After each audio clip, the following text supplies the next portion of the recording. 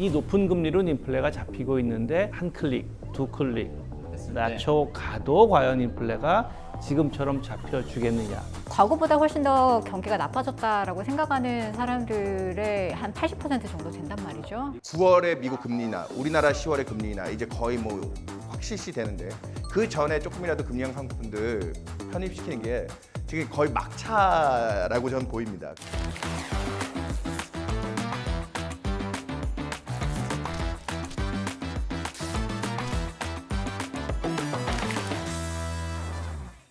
메리츠 증권이 정성을 기울여서 야심차게 준비한 들끓는 세계 투자가 보인다 두 번째 시간, 오늘은 미국의 금리에 대한 주제로 또 여러분들 만나게 됐습니다. 미국 경제가 기준금리를 인하하기 위한 적절한 시기가 될 것 같다라고 하는 게 최근에 파월 의장의 발언이었는데요. 이제 내려가는 쪽으로 방향을 잡고 있다는 힌트여서 매우 중요한 발언으로 평가되고 있습니다. 연준이 이렇게 세상을 바라보고 있을 때 우리는 어떤 방식으로 투자의 포인트를 잡아야 할지, 오늘 이 주제로 함께 이야기 나눌 우리나라에서 제일 바쁘신 분들 세 분을 모셨습니다. 메리츠 증권의 윤여섬 위원님, 그리고 한국외대의 김진아 교수님 나오셨고요. 저는 연준에서도 일하셨던 고려대학교 김진일 교수님도 함께 하셨습니다. 미국이 금리를 인하한다는 게 이제 세계 경제에 미치는 영향이 굉장히 다양하고 클 거라서 이 변화가 어떻게 결과를 가져올지에 대해서 오늘 좀 이야기를 좀 나눠볼까 하는데, 보통 이제 금리를 낮춘다, 금리가 변화한다라고 하면 이게 어디에 어떤 정도의 영향을 주게 될까요? 미국에서 금리를 낮추는 거에 대해서 이제 우리나라가 최근에 굉장히 민감하게 반응을 하는데, 우리나라 97년, 98년 외환위기 이전에는 미국에서 무슨 일이 일어나는지 전혀 한국에서 관심도 거의 없었고요. 그런데 이제 세계 경제가 워낙 맞물려 들어가고 거기다가 더군다나 대한민국이 수출에 워낙 의존을 하다 보니까 미국의 금리에 한국이 가장 민감한 나라 중에 하나가 되어버렸습니다. 미국의 경제가 그 영향을 많이 받으니까 투자 시장에도 영향을 많이 주죠. 그래서 지금 현재 그 높은 금리 때문에 미국 쪽으로 자금들이 저 금리를 수취하겠다고 많이 유입이 되고 머니가 그쪽으로 가면서, 그러면 미국 경제가 상당히 저 금리 높인 거에 유동성 여건이 좀 흡수돼서 좀 충격이 오지 않을까 했는데,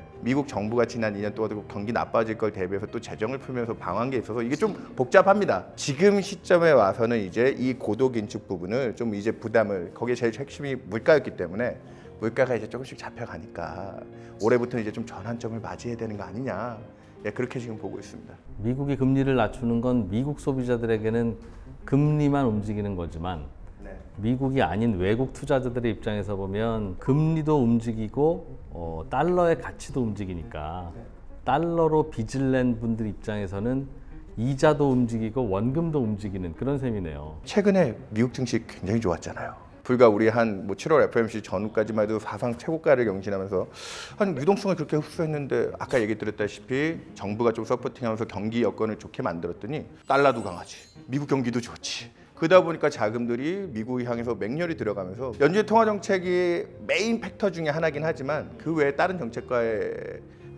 조합, 균형, 이런 것들이 올해 이제 여러모로 이제 변환점에 들어와 있기 때문에 최근에 금융시장 변동성도 여기 연동돼서 굉장히 커지고 있다. 금리가 변화하는 게 정치적인 영향도 좀 있어요, 교수님? 네, 그렇죠. 아무래도 국제정치학 쪽으로 보면은 올해 가장 중요한 게 대선이잖아요. 경제 지표 너무 좋다고 말씀을 하셨지만 실제적으로 올해 여론조사들을 또 보면은 과거보다 훨씬 더 경기가 나빠졌다라고 생각하는 사람들의 한 80% 정도 된단 말이죠. 그 얘기는 객관적인 지표하고 실제적으로 체감하는 지표가 너무나 다른데, 그것이 뭐냐? 그러면 인플레라든지 뭐 실업률이라든지 뭐 이런 것들은 굉장히 지표상으로 양호한데 실제적으로 그렇게 느끼지 않는다. 그러면 과제가 하나 덜 풀린 게 사실은 금리라고 할 수가 있는 거거든요. 금리라고 한다면 집, 뭐 자동차, 그리고 학생들 같은 경우는 학자금 대출, 이런 것들이 너무나 지금 부담이 되고 있기 때문에 실제적으로 경기가 좋다고 해도 그렇게 좋다고 느끼지 않는 그런 부분들이 여론조사에서도 계속 드러나고 있거든요. 이제 지표가 좋게 나오면 선거에 도움이 되는, 선거에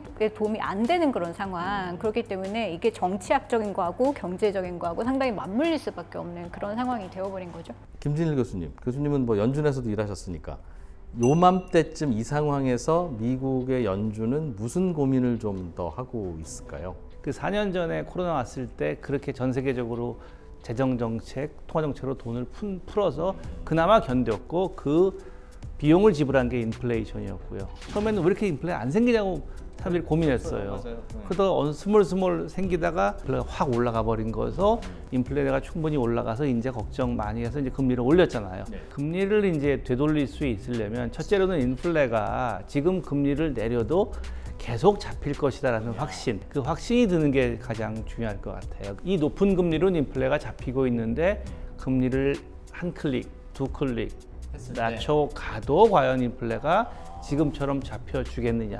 과거에도 그럼 한 클릭 두 클릭 내렸다가 다시 물가 확 불붙고 그런 때도 종종 있었어요. 그게 미국 같은 경우에 79년도에 우리가 지금 생각하면 인플레를 폴 고블커가 와서 잡았다고 돼 있지만 올라갔다 내려갔다 다시 올라가는 게 있거든요, 데이터에. 근데 지금은 이제 그걸 뭉뚱그려서 하나의 인플레이션이라고 우리는 역사책에서 배우지만 사실은 그때도 한번 너무 일찍 내려서 한 실수가 있었습니다. 파월 같은 경우에는 예를 들어서 지난번에 인플레가 높이 올라왔을 때 그걸 일시적이라고 착각을 해서 잘못 잡았는데 또 내려온 게 완전히 내려온지 알았는데 아니었네라고 또 한 번 틀리면 똑같은 문제 두 번 틀리는 거잖아요. 그래서 지금 시장에서는 빨리 좀 해줬으면 좋겠는데 좀 기다려봐 하면서 여기까지 온 거다. 그렇죠. 그러면 지금 이 정도에서 대충 물가에 대해서는 그래 잔불 다 잡혔다는 생각을 한 걸까요? 그렇죠. 잔불이 다 꺼졌다라고 하는 데 대한 그 가정이 무리가 없다. 그 생각이 들면 이제 금리를 내릴 수 있는 거죠. 그래서 물가가 다 잡힌 것 같으니 이제 좀 과도하게 높았던 금리를 내려보자라는 판단인지 물가도 아직 안 잡힌 것 같긴 한데 그거 말고 좀 다른 게 신경 쓰이네. 예를 들면 뭐 실업률이 자꾸 오른다든가 하는 상황인지에 따라서 그 미국의 경기 판단이 조금 다를 것 같아서요. 실업률 걱정도 있기는 한데 둘 다 걱정은 하지만 아마 마음속으로는 작년에 틀렸던 물가. 한번 틀린 문제 또 틀리는 게 더 싫지 않을까. 그러니까 실업률은 내 책임 아니니까. 연준의 양대 책무엔 들어가 있지만 최근에 틀린 문제는 인플레이션이었으니까 그 문제가 더 신경 쓰고 있는 게 아니냐. 첨언을 하면 시장에서는 미국의 서비스 물가 중심으로 이제 끈적거린다, 영어로는 스티키하다라고 하는 것 때문에 물가가 생각보다 덜 떨어졌었어요. 4, 5월 달에 확인된 물가들이 특히나 서비스업 중심으로 그 서비스업에서 제일 몸통은 뭐였냐면 주거비였어요. 금리를 저렇게 많이 올렸는데도 미국 주택 가격이 지금 집값이 안 떨어지고 오히려 오른다면서요? 그게 락인이라는 표현을 쓰는데 묶여 있다는 거예요. 2, 3년 전만 해도 집 살려고 차입하면 모기지 금리 한 3% 내외였는데 고정금리니까. 고정으로 그렇게 해서 미국의 가계부채는 오히려 그렇게 고정으로 차입해서 그렇게 문제는 없다라고 가계부채 얘기를 하는데 근데 중요한 건 지금 한 7% 중반대 그리고 주택 가격은 계속 올라왔고요.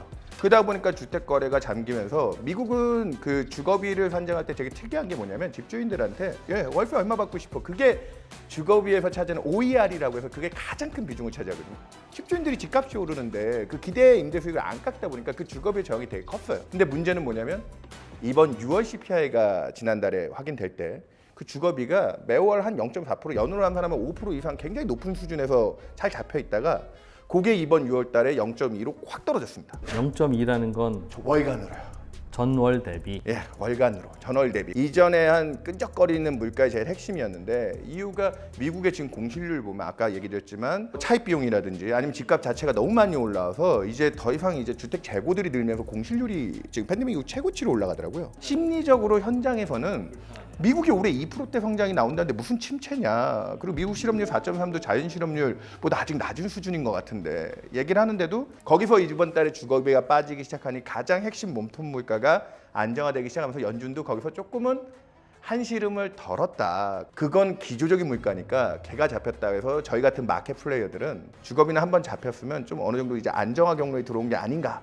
그런 식의 기대들이 조금씩 커지고 있습니다. 그럼 물가가 그냥 잡힌 거지 뭔가 불황의 신호가 강하게 들어오는 건 아니다? 아니요. 그래도 물가도 잡히면서 아까 얘기드렸다시피 집값이든 뭐 이런 것들에 대한 이제 소비력들이 못 쫓아가기 시작하는 거죠. 물가 올라가면 우리 싫어하는 이유가 그거잖아요. 내 연봉 못 쫓아가면 그거 구매력이 떨어지는 거잖아요. 못 사잖아요. 이제 집 같은 것도 못 사고 그런 식의 이제 소비 패턴들이 좀 변화가 나타나고 있다.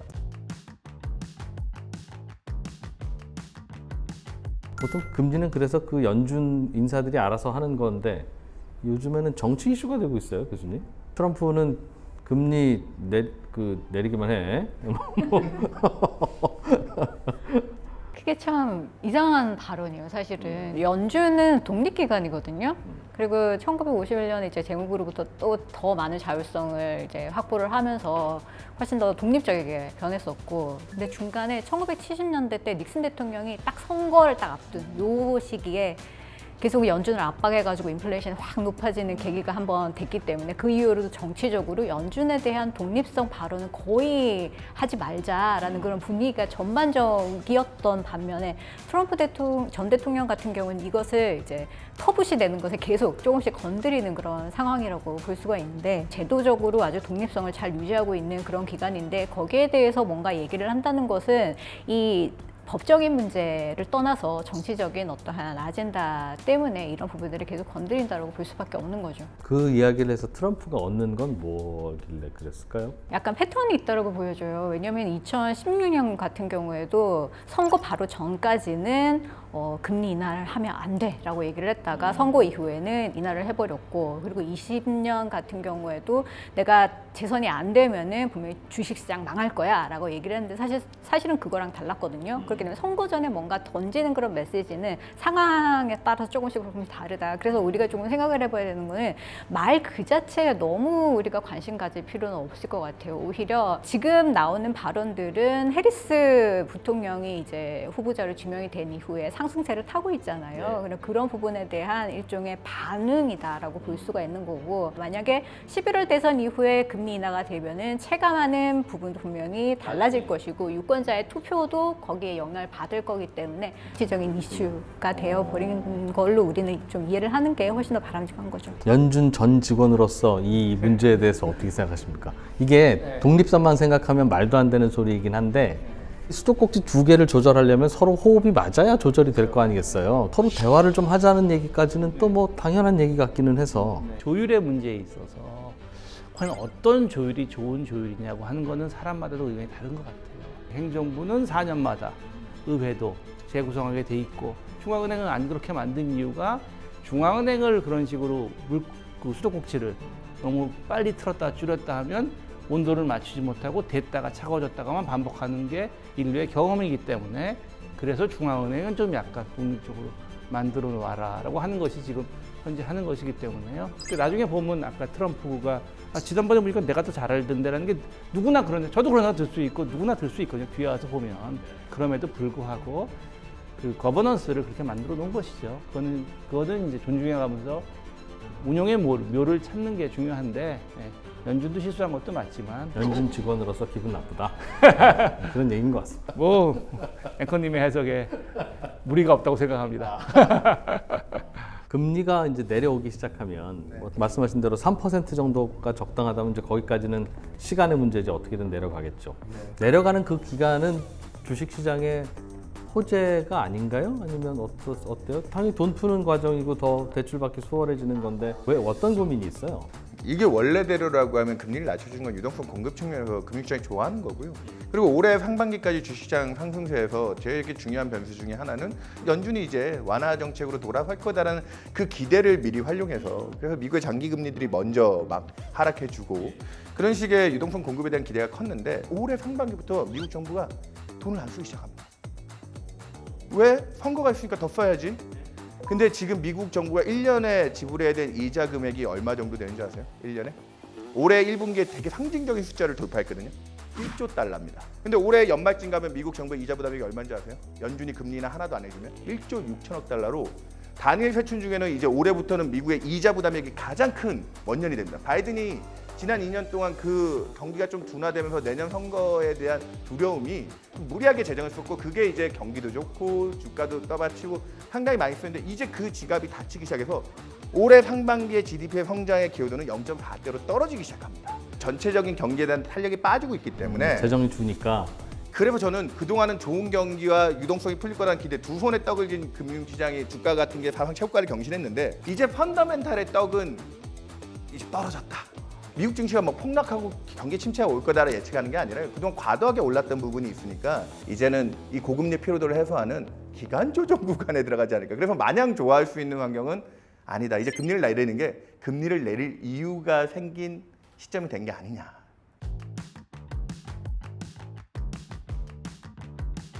유동성을 욕조에 비유하면 그동안 수도꼭지 두 개 있었다는 거네요. 맞습니다. 하나는 원래 그렇죠. 금리 조절을 통한 유동성, 또 하나는 재정을 통한 유동성인데 금리 수도꼭지는 오히려 잠그고 그 물가 잡으려고 그래놓고 재정은 틀었다가 지금은 재정 잠그고 금리 튼다는 말은 그걸 왜 해요? 아니 물가 잡으려면 둘 다 잠그든가 안 잡으려면 둘 다 틀든가 기껏 잠궈놓고 재정으로 풀면 그럼 물가 잡히긴 잡힙니까? 그 왜 그랬을까요? 그거? 제가 비유가 적정할지 모르겠지만 큰 틀의 정책이잖아요. 시차도 걸리고. 그래서 물의 온도로 치면 약간 미지근한 물 정도 될 것 같고요. 재정은 직접적이죠. 자극적이고. 확실히 훨씬 뜨거운 물이었을 그럼 것 같습니다. 물가에는 더 강한 상승 영향을 줬겠군요. 그래서 지금 생각보다 끈적한 물가와 미국의 소비가 견뎌왔던 여건 중에 하나는 정부가 준 그 꽁돈의 힘이 되게 컸을 거라 봅니다. 고금리라는 아빠가 막 그렇게 괴롭히고 있으면 뒤에서 엄마가 다 이게 다독다독하는 게 있었는데 둘 다 한꺼번에 퇴장하고 나니까 오히려 이거 더 허전해지는 거 아니냐 하는 걱정이 있다는 거군요. 그래서 최근에 이제 이 커진 시장을 어떤 돈으로 지금 서포팅하냐 유동성에 대한 고민이 많이 커진 상태인 건 분명합니다. 그냥 이제 금리 인하하니까 유동성 들어옵니다. 물 조심하세요 하기에는 복잡하게 지금 다 할 게 많네요. 그래서 9월 달부터 연준이 저는 좀 기조적으로 꾸준히 금리를 낮춰줄 수 있다라는 기대고 아까 뭐 일부 IB들처럼 올해 100bp 이상 금리나 뭐 이건 좀 또 너무 앞서간 것 같고요. 9월에 두 번 내리라는 두 단계 성큼 내리라는 얘기도 있었죠. 뭐 그런 얘기도 하는데 지금의 데이터 나오는 속도가 지금 말씀하신 대로 그 정도의 그 둔화가 계속 일어난다면 그냥 많은 사람들이 예상한 대로 그냥 한 번에 한 클릭씩 해나가는 게 그러다가 언젠가는 두 번에 한 클릭씩 내려가는 게 가장 부드럽죠. 또 하나 중요한 건 이제 올라갈 때랑 내려갈 때랑 다른 게 이번에 내려갈 때는 사실 예상이 좀 많이 된 것이고 클릭을 내리지 않더라도 앞으로 여러 번 내릴 것이다라는 것을 소통함으로써 충분히 시장 금리를 시장을 다독일 수 있는 그게 있다고 생각을 하거든요. 지금의 이제 인플레가 잡히고 나서 실업이 천천히 올지 모른다고 하는 거는 앞으로 내년에 몇 번 내린다라는 것을 이제 우회적으로 소통함으로써 이제 과거에 썼던 그 몇 가지 부사들을 다시 꺼내 써야겠죠. 굉장히 오랫동안 25bp씩 올렸을 때 뭐 메저드 페이스라는 그 물론 잘했냐 못했냐는 건 떠나서 내릴 때도 이제 그런 식으로 앞으로 꾸준히 내려갈 것이다라고 얘기하면 한 번에 여러 클릭을 내리는 것보다 더 좋은 혹은 못지않은 효과를 낼 수가 있기 때문에요. 코로나 때는 좀 다른 상황인 것 같습니다. 사실 이런 고민들이 정치 커뮤니티에서도 분명히 영향을 받고 있다고 볼 수가 있을 것 같은데 연준 의장이 이제 1년에 두 번씩 의회에 청문회에 가죠. 가잖아요. 그래서 보고를 하는데 지난 7월에 가장 키워드로 우리가 좀 주목해봐야 될 것이 밸런스였어요. 균형이었어요. 그래서 실업도 잡아야 되고 그리고 인플레도 잡아야 되는데 이 두 개의 균형을 어디서 맞춰야 되냐 이런 질문이 굉장히 핵심적인 거였고 과거에는 이제 인플레 쪽을 좀 잡는데 조금 기울어져 있었다면은 이제는 실업률을 잡는데 기울어져야 되는 것이 아니냐라는 힌트를 조금씩 흘리면서 은근한 압박을 지금 얘기를 하고 있는 게 의회의 분위기이기 때문에 그런 부분도 좀 참고를 하시면 좋을 것 같아요. 트럼프 당선되면 금리 어떻게 될지는 우리도 한번 예전에 겪었으니까 유추를 한다고 하면 만약 민주당에서 대통령을 내게 되면 금리 정책 기조는 좀 변할까요? 아니면 그거는 그냥 정치의 영역은 아니라고 역시 봐야 되겠습니까? 민주당하고 공화당하고 지금 얘기하는 게 조금 다르거든요. 민주당은 전통적으로 독립성 인정해주는 방향으로 계속 얘기를 해요. 반면에 트럼프 전 대통령 같은 경우에는 계속 내가 축감이 훨씬 더 좋아라고 얘기를 하면서 어쨌든 뭔가 관여를 하고 싶어하는 그런 뉘앙스의 얘기를 많이 하거든요. JD 밴스 같은 경우에도 연준 정책이 굉장히 중요하기 때문에 이것은 정치적인 결정이 굉장히 중요하다. 그래서 대통령의 어떤 역할이 중요하다라는 그런 뉘앙스로 또 얘기를 한단 말이에요. 그러면은 그 두 사람 제외한 나머지 측근들은 또 뭐를 하고 있느냐. 지금 선거 캠프가 계속 작동이 되고 있는데 연준과 관련해서 어떠한 이제 정책 수정을 하려는 제안들을 많이 구상을 하고 있다라고 얘기를 해요. 금리와 같은 어떠한 결정을 할 때 백악관과 상의를 해야 된다. 먼저. 그런 얘기가 분명히 들어가 있고 그리고 통화정책과 관련해서도 백악관과 먼저 같이 검토를 해야 된다. 뭐 이런 얘기들이 들어가면서 계속 구상을 하고 있다라는 얘기가 공화당 쪽에서 나오고 있습니다. 우리나라는 어떡하죠? 한국은행은 그럼 지금까지는 그냥 미국 금리 따라가는 거지라는 정도로만 갖고 있었는데 미국이 금리 내리기 시작하면 내려야 됩니까? 내릴 것 같습니까? 내릴 수 없습니까? 내리면 안 됩니까? 지난 몇 년간 금리 인상기를 보면 한국은행이 먼저 올렸죠. 그것보다 더 중요한 것은 앞으로 얼마나 빨리 내리냐, 천천히 내리냐라고 하는 것인데 그거는 그냥 평균적으로 올라오는 과정에서 속도가 반이니까 내려가는 것도 미국의 속도의 반 정도가 되면 우리나라의 주택시장의 그 변동금리 민감성 등등을 보건대 적절할 것 같고요. 금융 안정을 어느 정도로 생각해야 되냐. 주택시장 민감한 것도 있고 우리나라 97년, 98년 트라우마도 있고요. 그런 여러 가지들에 대한 것 때문에 타이밍이 조금 다를 수도 있고 더 조심하는 측면이 있지 않은가 하고 생각을 합니다. 우리가 변동금리에 대한 민감도가 높으니까 미국은 기준금리를 5.5까지 올렸는데 우리는 3.5까지 올렸잖아요. 그것 때문에 대외금리 차가 역사상 가장 벌어지면서 뭐 외환시장에서 부담. 결국 원달러 환율이 이제 지금 1,300원대 뭐 후반까지. 중요한 건 그래서 우리가 수출 경쟁력 잘 확보하고 바깥에서 이제 돈 벌어오는 능력만 의심받지 않으면 작년에 우리가 무역수지 반도체가 안 좋아서 적자 내고 하니까 우려가 컸지. 올해는 사실 그런 대외금리 차에 대한 민감도가 좀 적을 만도 한데 미국이 3% 초반까지 낮춘다고 하면 대략 우리는 한 지금 중립금리가 2% 중후반대 정도 얘기하거든요. 우리 2.25 올렸을 때 하는 이창용 총리께서 중립금리 하단 정도 표현을 한번 썼고 현 기준금리는 긴축이다. 중립금리를 초과해 있다. 그래서 대략 중립금리 상단을 마켓은 3.3 정도 보는 것 같아요. 한 2% 중후반대 정도가 우리나라 중립금리라서 내년까지 미국이 한 그냥 3.75에서 3.5 정도 가면 우리는 2.75에서 2.5 정도 타겟 잡고 지금 움직이는 게 맞지 않을까. 코 2.75 정도까지는 가시권에 갈 수 있다고 보고 시장 금리들의 움직임들이 연동되고 있다. 그렇게 보시면 될 것 같습니다. 알겠습니다. 채권 금리는 뭐 저 두 걸음 내려올 때 한 걸음 내려오면 돼라는 말씀이나 뭐 2% 후반대 정도까지가 우리의 목표가 될 거야라는 얘기는 자연스럽게 들리는데 주식 시장에서 어떤 변동성이 있을지 정도가 고민거리이긴 하네요. 큰 걱정은 안 해도 된다는 쪽입니까? 그러니까 우리가 금리를 낮추면서 이제 부동산 시장에 그동안 쌓여있던 부실들, 뭐 우리 PF 문제, 구조조정 이런 것들도 진행하는 거고요. 지금 올해는 전체적으로 아직까지도 내수가 좀 안 좋습니다. 우리도 이제 긴축을 좀 무리하게 하다 보니까 뭐 자영업자들 파산도 많이 되고 뭐 또 건설 업황도 계속 안 좋고요. 뭐 그런 거에 대한 내수 부진이 있지만 그래도 반도체 업황이 바닥치고 돌기 시작하니까 수출 기반에서 이제 한국 경제가 올해 2% 중반 그로스 얘기하고 하는데 비용들은 이제 떨어지는 것 같아요. 금리든 뭐 원자재 가격이든 뭐 이런 게 이제 경기 탄력 때문에 비용들은 빠지는데 문제는 미국 경제 매출을 생각하면 미국 경제가 지금 뭐 23년, 24년 다 좋았는데 내년에 과연 얼마나 이제 식을 거라는 생각은 다 하고 있거든요. 그래서 저희 하우스는 내년도에 한 미국 성장률을 1% 중반이 과연 달성 가능할 거냐 한 1.4% 정도를 보고 있는데 그 정도만 식어도 한은도 내년도에 2.1% 정도 우리나라 성장 또 이제 약간 이제 우리의 그 잠재 성장률이라고 하죠. 균형 쪽으로 조금 둔화될 거라 보는데 조금은 경기 탄력을 지금 아주 좋게 보고 가기는 좀 쉽지는 않은 것 같습니다. 그러니까 주식시장이 기업 이익 개선되는 것만 보면 요 근래 그렇게 주가가 빠졌던 건 좀 납득이 안 되거든요.